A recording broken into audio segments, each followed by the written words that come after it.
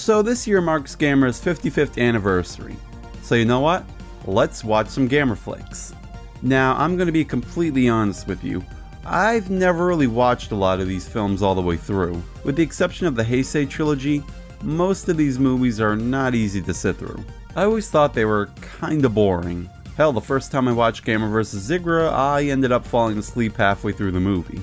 Now don't get me wrong, I like Gamera, it's just these films never really kept my attention. But now that I'm older and wiser, I want to give the Big Turtle a second chance and view all 12 movies. Some I'll be watching for the first time. So with that said, let's dive in.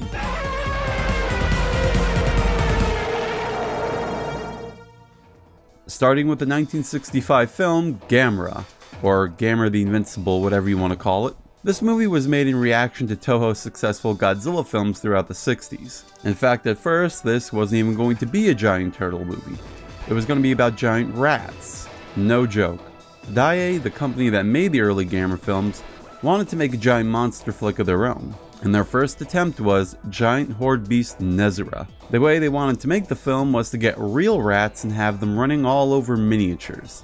Obviously this never came to be because of all the diseases these things were carrying, thus causing them to can the film. If you want to see a somewhat similar concept to this, check out the movie Food of the Gods, and yes, they use real rats too.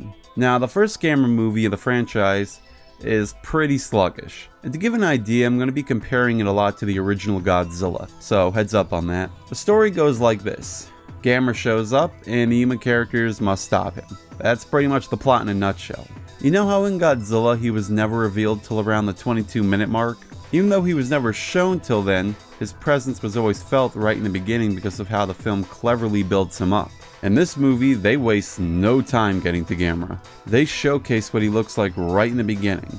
No surprise, no build-up, he just appears and starts attacking. And hey, like in Godzilla, there's a ship attack in the beginning. Now let's not say this movie doesn't have any foreshadowing. At one point there are sightings of a UFO which seem a little out of place at first. The UFO plot is never mentioned afterwards until a later scene with the military who are planning to get Gamera to fall on his back because he's a turtle.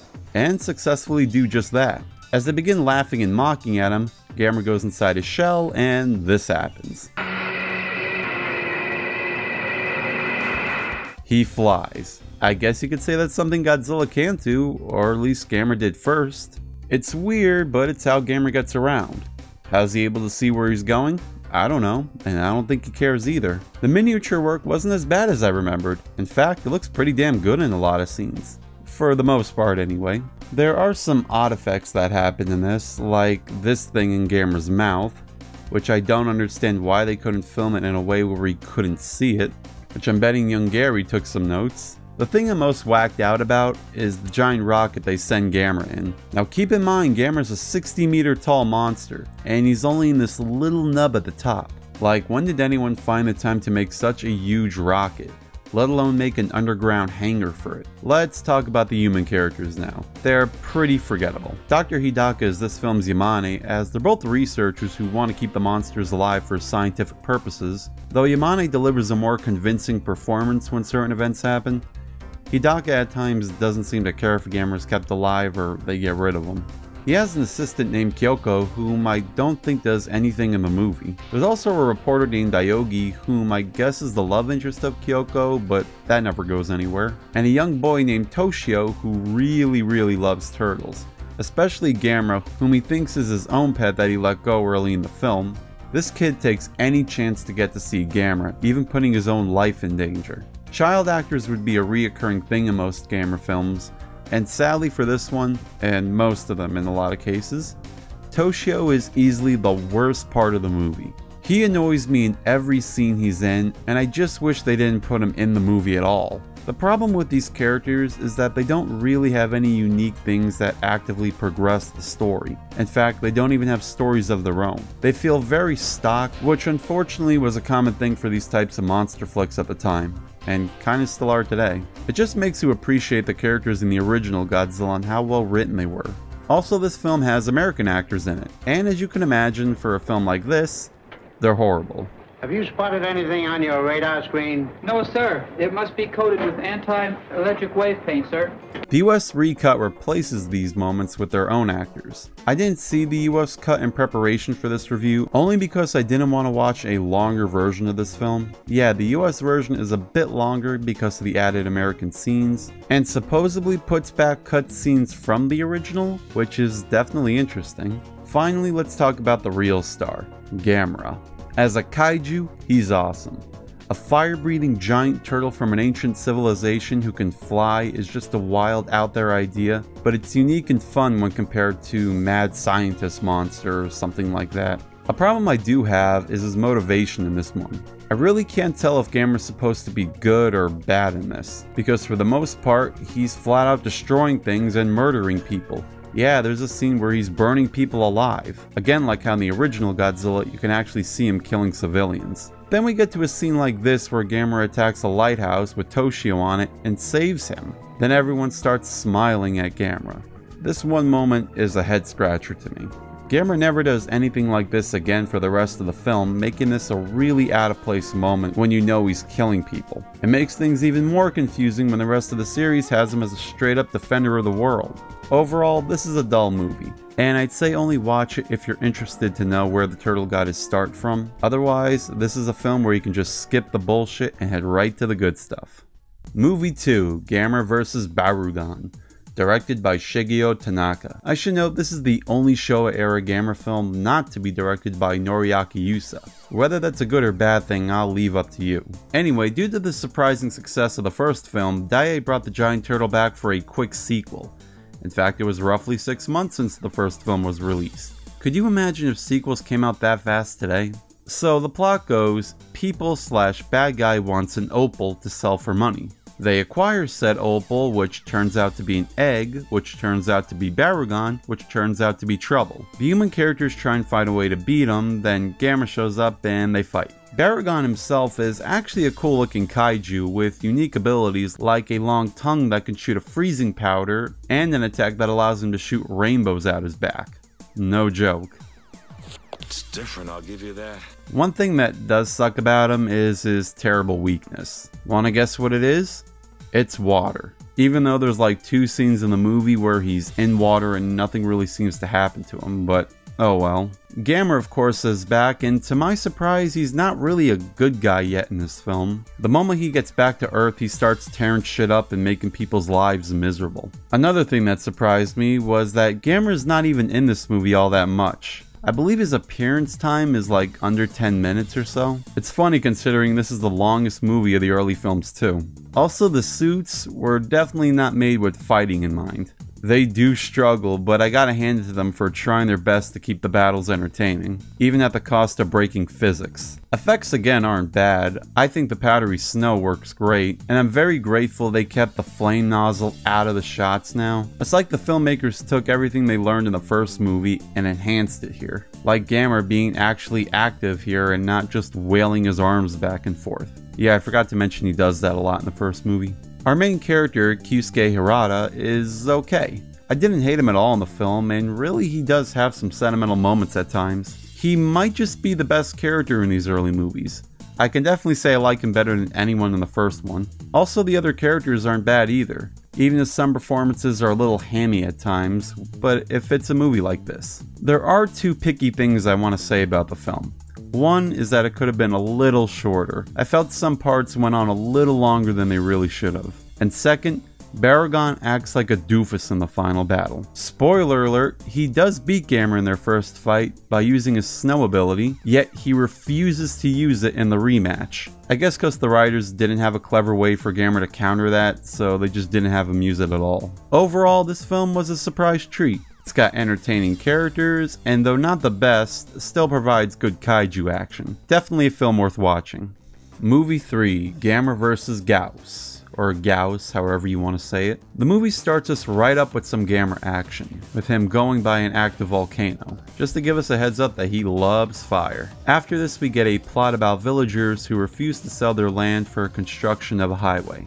believing they can get a better price from whatever they were offered. I don't know. There's also an odd glowing light near Mount Fuji, and surprise, surprise, it's Gauss, a strange vampire bat creature that can shoot a deadly beam from its mouth, which cuts things like a hot knife going through butter. Afterwards, the rest of the movie becomes the human characters trying to find a way to get rid of Gauss. I just realized this movie has the same formula as the previous films, which involve the human characters trying a bunch of different tactics to get rid of the monsters. Hopefully the rest of the early films try something different.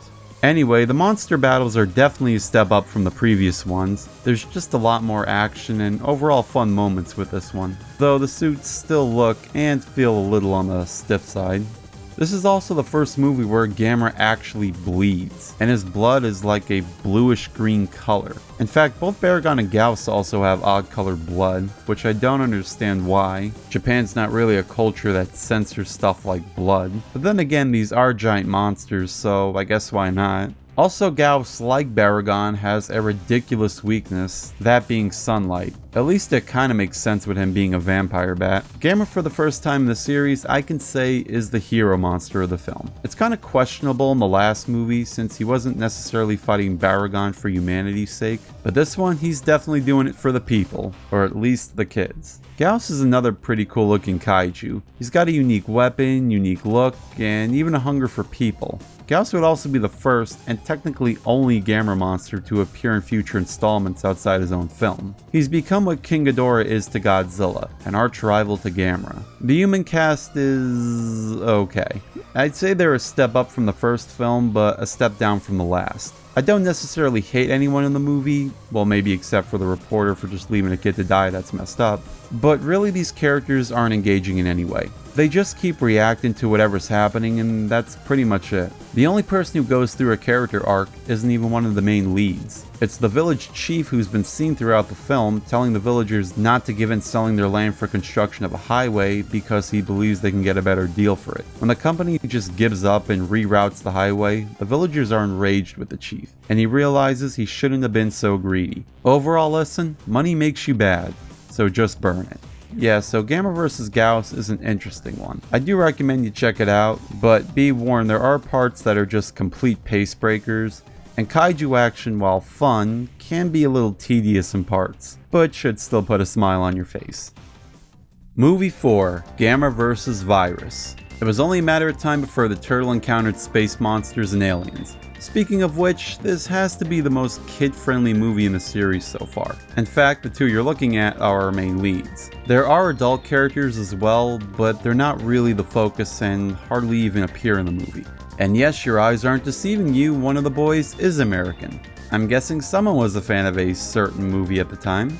Anyway, the plot is about aliens who want to conquer the Earth for reasons, who just happen to come across Gamera, who is just strolling in space. They mind control him later, which doesn't work out. Then Virus emerges and the two do battle. I just want to say I'm happy this movie is not about the human characters spending half the film trying to find a way to get rid of Virus. In fact, the serious tone of the previous ones is completely gone here. There are some strange elements in the film, and I do mean strange, but they're not really meant to be taken that seriously. This is after all a more lighthearted film. Well, at least if you look past the part where Gamera being gruelly impaled. This would also be the first movie to include Gamera's main theme song for the rest of the Showa era.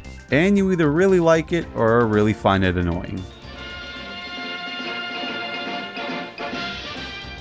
Let's talk about stock footage overload here. Now that we're 4 movies in, it's no surprise stock footage is going to start being used. But my god, this film uses it to baffling effects. The aliens, known as the Virusians, a name I really can't take seriously, are looking through Gamera's past from some mind machine. And we get to see the battles of both Baragon and Gauss again. And we're not looking at like 10-second clips here, they're literally showing almost the whole battle, with no commentary at all. In fact, the human characters from these flashbacks don't even have voices.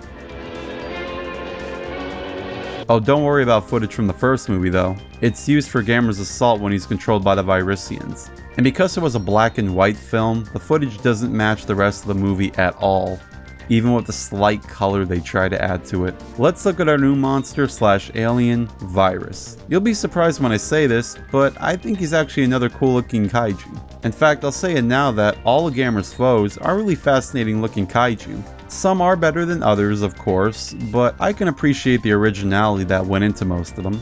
Of course, Virus also has a weakness, that being freezing temperatures, which will cause him to be frozen. It's at least not as bad as our last two Kaiju weaknesses. Fun fact, and spoiler one at that, Virus would be the only opponent Gamera would fight in the Showa era only one time. However, in defense of the Kaiju, the movie kinda makes Virus seem more on the intelligent side rather than the fighting one. The human characters, while not as annoying as I initially remembered, aren't what I call engaging. They don't really have any goals in mind, they're just two troublemakers that get dragged into the situation of being hostages for aliens. The Virusians don't keep these kids in the cell or anything, they just let them roam the ship as long as they don't do anything that will harm them. Yeah, I'm sure that'll work out great in any hostage situation. Overall, Gamera vs. Virus is one of the weaker entries of the series. This one I'm only going to recommend to Kaiju fans out there.